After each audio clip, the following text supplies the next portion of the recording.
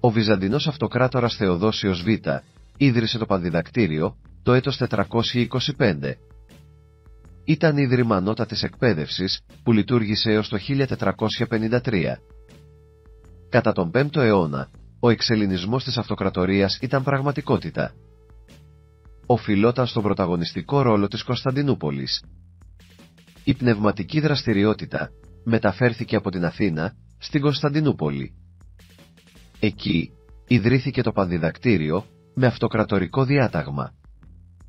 Η διδασκαλία της ελληνικής φιλολογίας και γλώσσας υπερτερούσε σε βάρος της λατινικής. Αυτό συνέβη με επίσημη αυτοκρατορική απόφαση. Η επικράτηση του ελληνικού στοιχείου επικυρώθηκε από τα αυτοκρατορικά διατάγματα το 397 και 439.